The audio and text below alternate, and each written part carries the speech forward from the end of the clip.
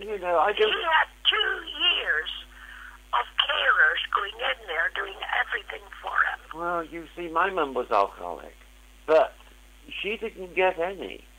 Yeah. Well, he had 2 years. When he moved here, it was over 2 years of help for him. Yeah. He'd go shopping with a carer, and he wouldn't even carry his shopping bag in for the woman.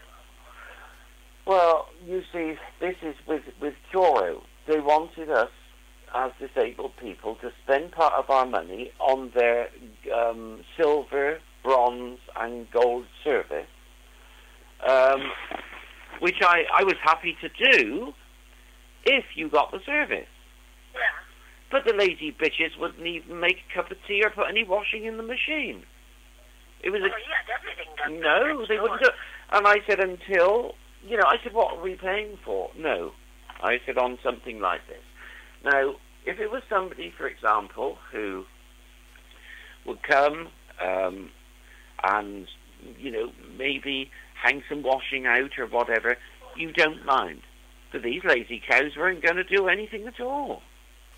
Well, David has a carer every day. He's also got, he has 3 some days, yeah, you are right. And he also has, what the bloody hell is the bloke called? Twice a day. Yeah. I'm trying to think what this chap's called. But he has them all the time.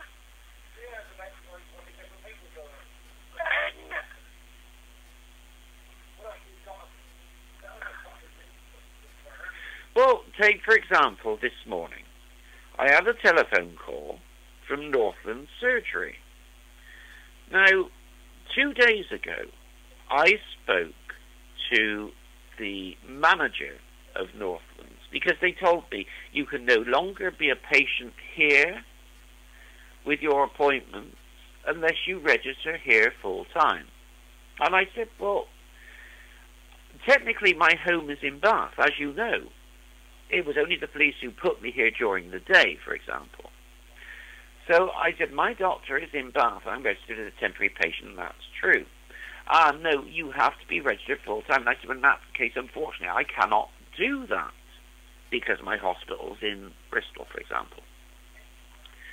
So she phones me up and says that, you know, the appointment which I had, and I said, well, you're the one that didn't bloody want me there. And I was perfectly upfront about it. Oh, she said, not at all. No, we're quite happy that you're a patient. You just got to register full time. I said, look, I've explained this till the cows come home. I can't go through this again.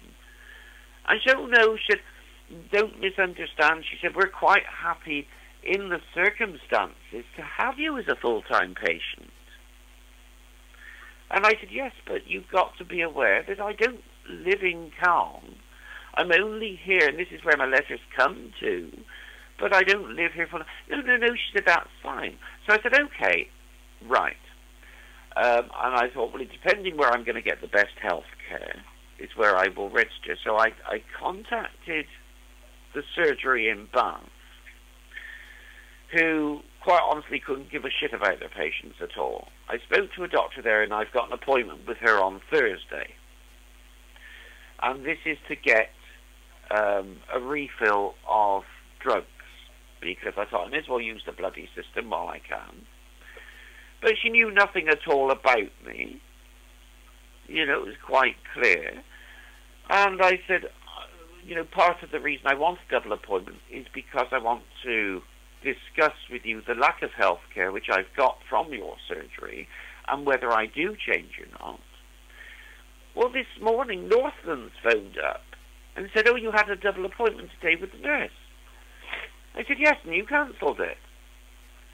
Yes, you've got to register. I said, look, your practice manager, I've been through this with her 2 days ago.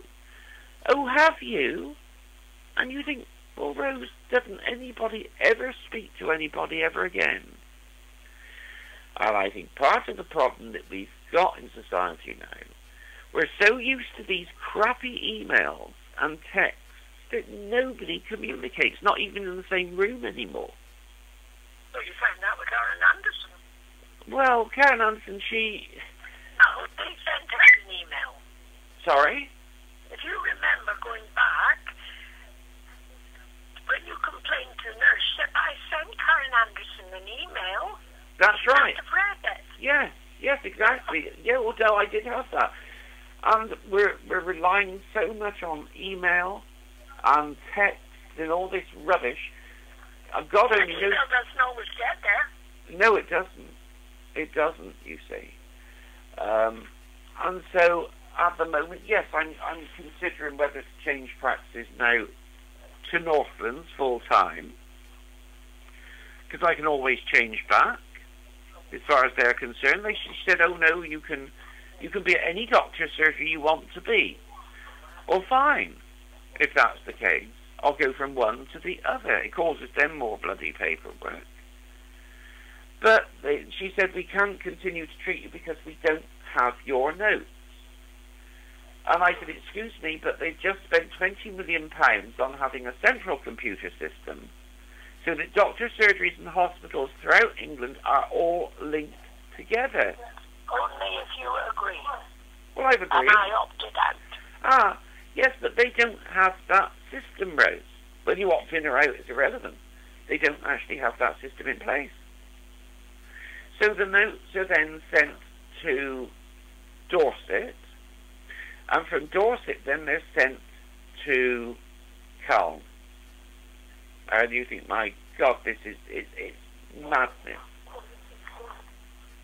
You know, it's all this bureaucratic red tape crap.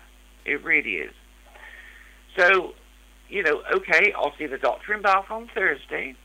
I'll see what she can do for me. Once we get the ball rolling, maybe she can register me with a psychiatrist in Bath. And then on Monday, I will change to Northland. So at least get something in the pipeline so the lazy cows can do it. Yeah. But we're living, you know, so much within the email system and the bureaucracy system. You know, there is an oversight where there's nobody to check whether the work is actually being done anymore. That's the biggest problem. And this latest thing with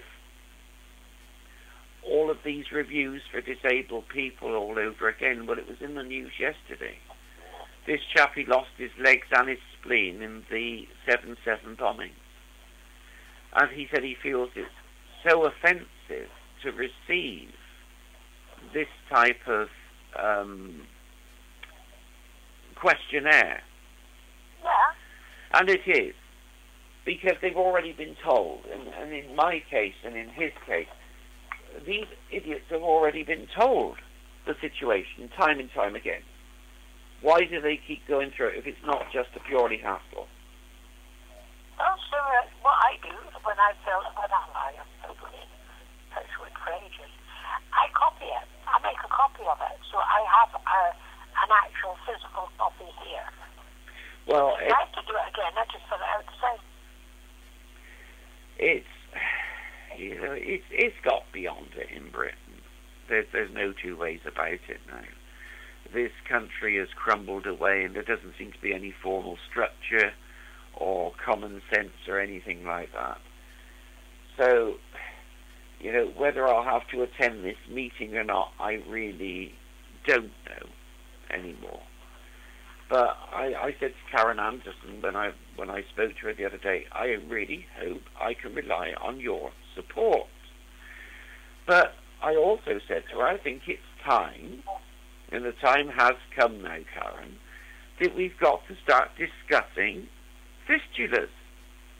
Because if you remember, well, perhaps you don't remember, but when I went into the kidney disease before, I had to have fistulas fitted at least a year before, because first of all, you have the operation, they don't necessarily work. And even when you do get a fistula to work, then it's got to heal up, so it's ready for when you need dialysis. And she said, oh, no, it's a little bit too early to start discussing it. I said, no, it isn't. As far as I'm concerned, it isn't. I don't particularly want to have these operations done, but supposing, like, for example, 3 months ago, when the kidney started to really fail, and I was down to an EFR of 13, I had no way to get onto a dialysis machine at all. So, you know, you're better prepared. And I find that the doctors will try now to delay, excuse me,